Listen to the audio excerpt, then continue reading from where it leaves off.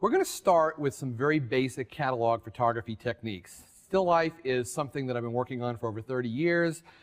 We as photographers in still life have a problem that we're not always photographing the most gorgeous things. It's things that makes the client happy, but it's not beautiful women on a beach, and it's not exotic sports cars, it's product. And this product means so much to the client, we have to treat it like it is an exotic sports car or a fancy fashion shot. So right now we're going to do a couple of shoes in a typical shoe catalog type of thing.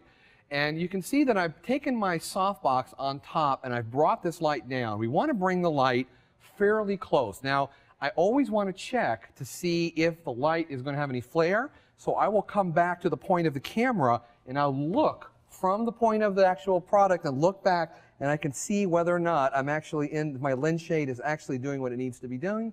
And it is. If it's not, we need to come in here and bring something to block that light off.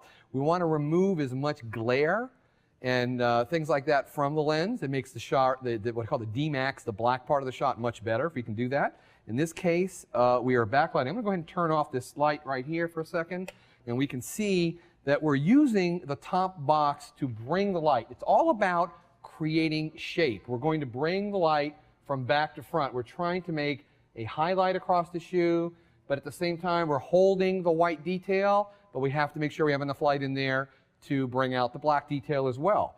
Now what do we have that's going to be some problems here? We have some very, very shiny material on here, very reflective. It's going to be kind of mottled, so we want to make sure that we have a fill in there to fill that in, but we won't want to overfill it. We don't want to make the images look flat. We want to make them look dimensional, but this is not about making a super low-key beauty shot as much as it's making an image that would go in a catalog or on the website. Probably going to end up being dropped out of the background, holding the shadows. We'll talk about that later when we get into Photoshop. I like creating a very, very clean white. 255 is pure white. We want a 255 background, but we want the real shadows. So we're never going to get the background pure white in this initial photograph, because if you get that background pure white, you're probably going to sacrifice the products. You say, well, how do you get that really clean white on white? We're going to take it into Photoshop and we're going to outline that shoe, and we're going to take that background a few steps brighter to make sure that it has a whiter point than the shoe itself. This area, the white laces, we're working on a sense of 0 to 255. We are thinking about like we're shooting transparency film, in that we want to shoot an image as bright as possible without overexposing it. So when we do that, we're looking for holding that white detail. Now for me, white detail has always been, on a scale of 0 to 255, the white detail has been approximately 240 to 245 on that 0 to 255 scale. So that's 256 tones. That last 245 to 255, those last 10 points on that scale, are areas where we are going to lose detail. We're not going to hold the texture. That means that I would not see the texture in those laces or in this mesh up here. So that's very, very key to the client, is that when that goes on a pure white background, when they drop that out, I can't have that lace in this area drop back into the background. It has to have enough separation to be on a clean white and give me that detail. So 0 to 255. That's why I like so much working with the bridge. I can instantly shoot that image, bring it in, and check that number. So let's talk about a couple of tools that we're going to use. I use two tools. Obviously, we've seen the color checker. Now, the color checker, you say, well, there's probably a lot of overlap, but these are two products that I use, and each one does something the other one doesn't do. And actually, two things. The color checker gives me the color profile for the camera and allows me to warm up or cool down from neutral. Now, I've got another target that I find is very, very useful. This is the Photomaster target. So a brand new one right here in the bag. Now, this one pops open. This is a very specific 4-point target. Now, it'll say, well, oh, I've seen these before. It works 4 points. But very importantly, not just 3, a white, a middle, and a black. There are 2 different whites we have here. Now, what does this do differently? You say, well, yeah, this also does a custom white balance, but More than that, I can do two things. I can do a custom white balance by shooting through the target. If I needed to, especially more in outdoor shots, I like to find white balance of the light falling on the subject. In this case, the camera would be at the point of where the shoe is, looking back at the lights, and I can actually take a pre-focus and then hold the translucent part over the lens, shoot a photograph, kind of like what the Expo disc does, and it takes the entire image.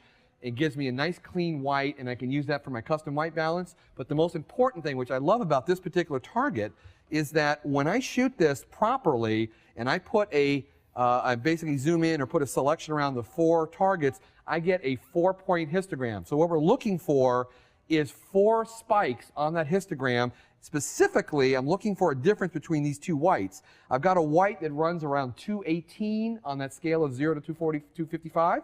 And I got another white here, very reflective, that runs more about 245. Now, these are 2 very, very close white spikes, and what we're trying to do is get information or space on the histogram between these 2 spikes.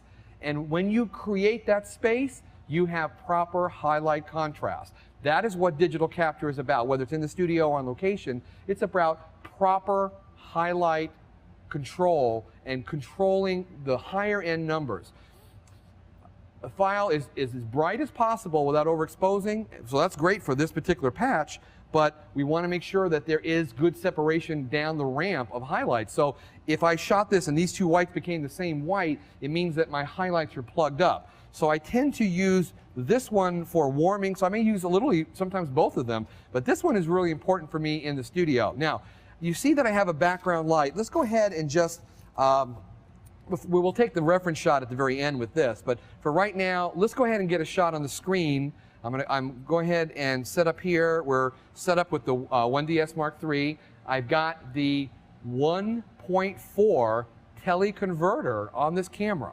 So what this is a 90mm lens with a 1.4 teleconverter. This allows me to have a 135mm tilt shift lens. Now, when I say tilt shift lens, this lens can rotate its axis on the nodal point here and actually tilt the depth of field to make it extended, or go back the other way to make it more shallow. Very important with food photography. When you want to do very, very shallow depth of field, you can actually make it more shallow than the actual f-stop by reversing the depth of field.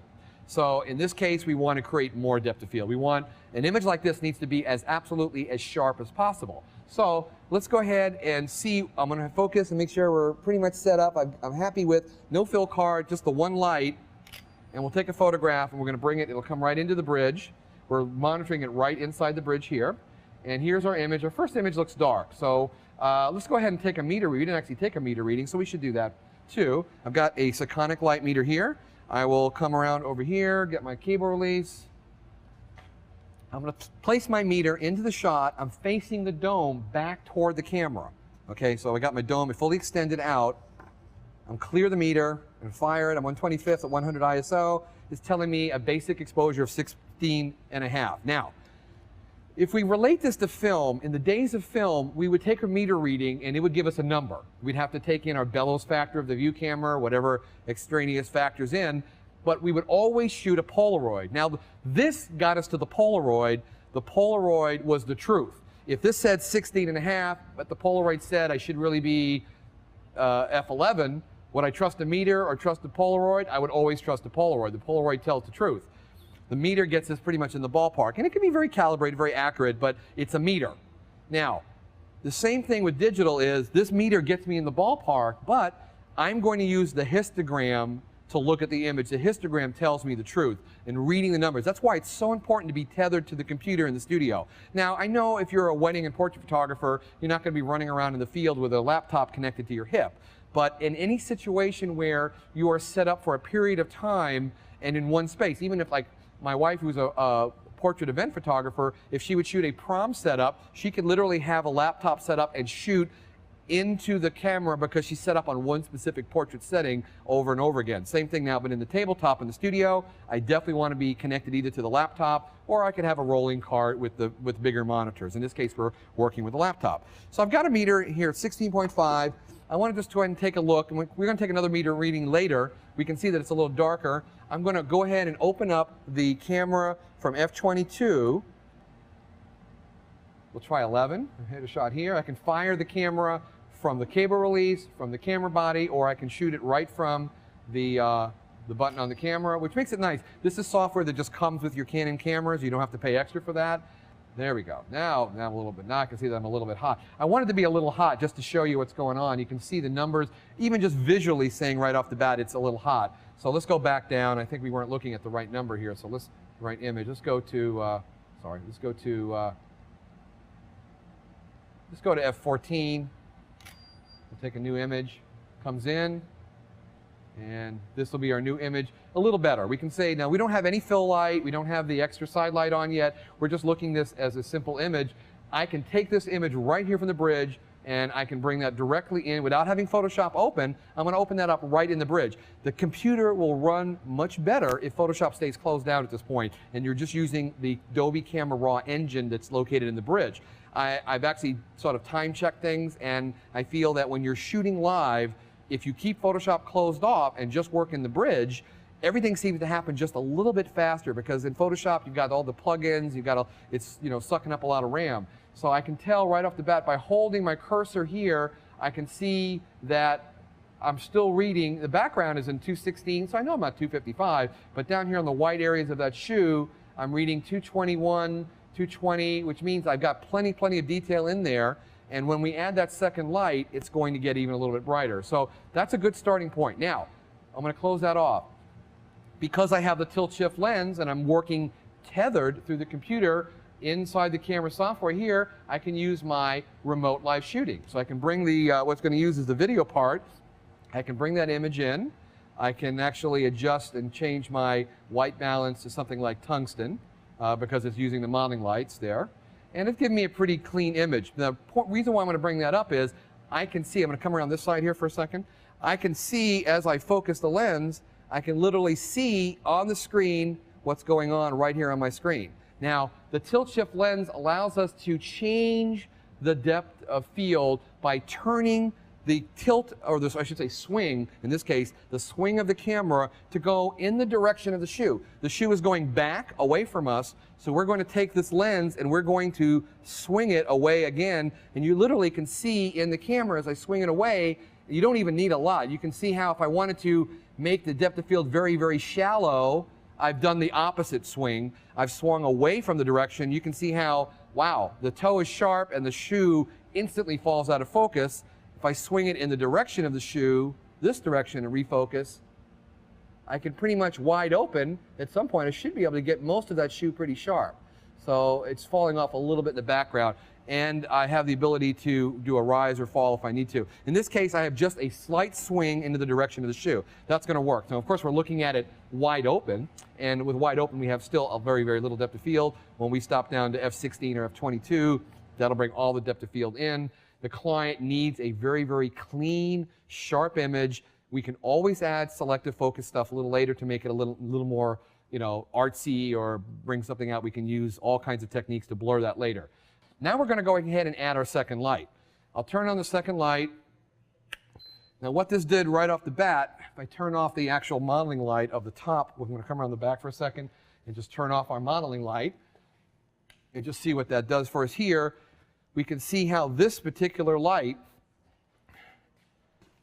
if I actually bringing them in, is going to give us this left to right lighting. It's going to give me this really nice highlight across the shoe, and it's going to even increase this shape. Now, we have height and width. It's up to us to shape the light. That's all really photography is. That's what professional level photography is. The difference between, say, just amateur and professional is the fact that we shape the light. We don't take pictures, we make photographs. And whether you're advanced hobbyist or just starting out, it's all the same. We just have to learn how to take it to the next level. The light is our control. We want to shape that. So I feel like this is my general catalog setup for most good product photography. It's not exciting photography, but it's clean and it's going to have good shape to it, and the whites and the blacks will have the detail that is needed for that. So let's go ahead and turn on the backlight again.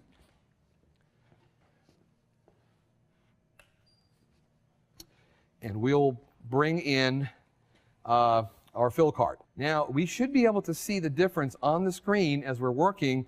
As I bring this card in, you can see how I'm actually lighting up that silver. In this case, I want to get the card. I've got to figure out how big of a card or how much I need. I'm going to go ahead and need a bigger card. Even though this seems like a big card, I need to cover because of the way that the shoe curves around. I don't want to let too much dark area reflect into the highly reflective areas here. So I'm going to go ahead and get a little bit larger card. I don't need to have it right up in there pushing too much light, but I do need to have it catching the light. So I might just bring this into the side, and I can see right now that it's doing a pretty good job of getting most of that. And I can come to the camera, look in, and I can see right now that the entire silver area of that shot has now been filled in very, very nicely. And depending on how much power I put through my side light is going to give me the dimension. So let's go ahead and take a new meter reading and see how much more light we actually threw on here. Just interested to see what the meter says compared to what the actual image does. I'm getting 22.5. So adding that extra light in the fill card has brought a lot more light into the photograph. And let's see what we actually got. I can see from my screen it's a little bit overlit. I'm not too happy with that. Again, I'm shooting at f14, no wonder. So let's go ahead and now stop this guy down. We'll go to, let's stop down to full stop and a half. We're going to go to f20 because I think the 22 is going to be a little too much. Let's take a shot, see what we get. And we're getting much, much better image right here. Now, we can see from the previous images before, we did not have the light, the specular light, going into these areas that are very reflective. Now we do. Now we can see how these areas are doing well, and it needs just a little bit more shape to it. So I'm going to go ahead and sort of backlight this a little bit more. I'm going to pull it around the back side, and also, if I can, push this main light back a little bit so it's a little more backlit. The more backlight I get, the more shape I get, and then I'll come in here, and actually sometimes I'll hold the card. I'll look right, I'll get down right where my camera lens is, look at the picture, adjust that as where I need it. I don't want it in too close because I don't want to overfill the shot, but I do want to get the highlights exactly where I want. Hit that, boom, and we should come over here. We should have a pretty good finished shot here. Okay, I'm very, very pleased. And I know it looks like it's not the most shapely shot, but this is exactly what the client needs, is this very clean shot. I do like to take one of those contrast readings just to see how well that's going to look, because I'll tend to use this later in Photoshop. I'm going to bring, without the card in there, I'm just going to go ahead and, because it's more about the main light, I'm not going to face the card directly to the PhotoMaster target. I don't face it directly to the lens. I turn it at an angle. It's about a 45-degree angle because I want some of the specular light from that side light to hit that shiny surface to give me the two different whites. I actually like it this way, the higher, and then we go click. I'm going to come down here where I get it. That'll work, I think, a little bit better. Yeah, this is going to be probably a little bit better. We'll open this up in Camera Raw. I'll use my crop tool just so I can isolate that area right there. And I'm not getting my separation too well, but this is what I'm looking for, is two separate. On the white-on-white kind of sets, it's sometimes tough to get that. But this is telling me from right here, I can actually adjust the image by, lowering my blacks or my fill light, or dropping in more blacks to change the histogram. I literally can correct this image by watching how these spikes work. Let's go ahead and actually do the real shot now. Let's go ahead and cancel that. And let's do the real shot, and we can move on from there. So let's get our card in here and do our last shot here. Okay, that should work. Our final image, we'll look at that in Camera Raw. And I think we've got a good clean image that we'll be able to start with. Now we'll go over here in Camera Raw. We can actually apply that profile. This is where we would do that right here, just to see if there's any difference. Mark II profile, click that. And this is so much white on white, you don't really see a big change, but the colors basically have a much better relationship to each other. So that's the standard starting point for the first product shot.